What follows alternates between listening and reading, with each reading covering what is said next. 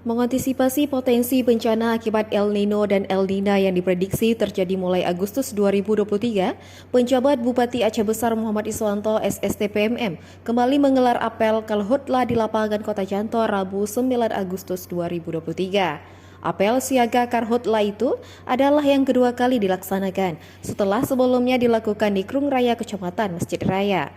Saat itu Aceh Besar adalah daerah pertama di Aceh yang melakukan apel Karhutlah.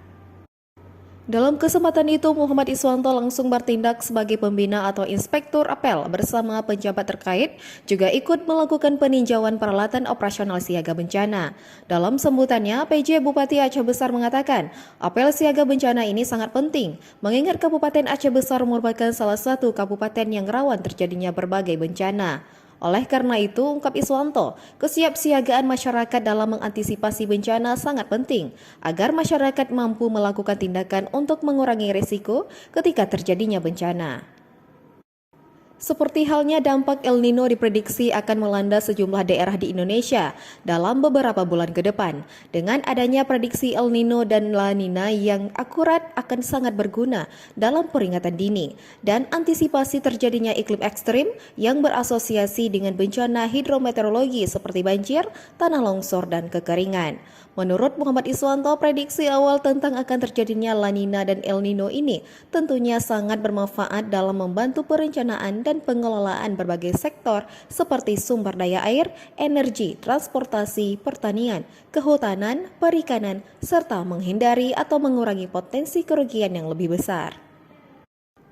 Selain itu, lanjutnya Badan Meteorologi, Klimatologi, dan Geofisika atau BMKG memprediksi puncak El Nino terjadi di bulan Agustus-September 2023. Dampak dari fenomena alam ini adalah kekeringan, sehingga sangat rentan terjadi karhutlah maupun banjir hidrometeorologi basah. PJ Bupati Aceh Besar melanjutkan, penanggulangan bencana dan pengurangan risiko bencana merupakan tanggung jawab semua pihak. Oleh karena itu, kerjasama antara pemerintah dan pihak non-pemerintah merupakan hal penting dalam upaya pengurangan risiko bencana. Melalui apel siaga bencana Kabupaten Aceh Besar tahun 2023 ini, diharapkan dapat memberikan bekal pengetahuan dan keterampilan yang cukup sesuai fungsi dan peran masing-masing, guna menunjang tugas dan pengabdian kepada masyarakat. Dijelaskannya, pemerintah pusat melalui Kementerian Dalam Negeri mengeluarkan Instruksi Menteri Dalam Negeri Nomor 1 Tahun 2023 tentang kesiapsiagaan pemerintah daerah dalam penyelenggaraan penanggulangan bencana kebakaran hutan dan lahan sesuai dengan arahan Presiden Nomor 3 Tahun 2020 tentang penanggulangan bencana kebakaran hutan dan lahan, serta dalam rangka pembinaan, pengawasan, dan penyelenggaraan bencana kebakaran hutan dan lahan atau Karhutlah. Untuk itu, melalui kegiatan apel siaga bencana Karhutlah banjir, longsor, dan angin kencang Kabupaten Aceh Besar tahun 2023, Iswanto mengharapkan partisipasi dari seluruh elemen, baik itu pemerintah, masyarakat, dunia usaha, akademisi, dan media dalam wilayah Kabupaten Aceh Besar, khususnya dapat bekerja sama dan mengambil peran dalam usaha penanggulangan bencana dan penanganan setiap kejadian bencana yang sesuai dengan porsi tugas masing-masing, sehingga semua pihak dapat meminimalisir terjadinya bencana di wilayah Kabupaten Aceh Besar.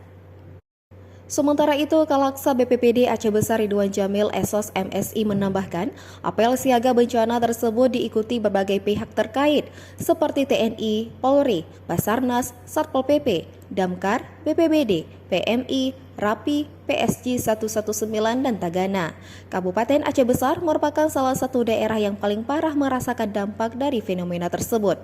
Hal ini ditandai dengan banyaknya terjadi bencana kebakaran hutan dan lahan, di mana dalam 3 bulan terakhir tercatat sudah 90 kali kejadian karhutlah terjadi.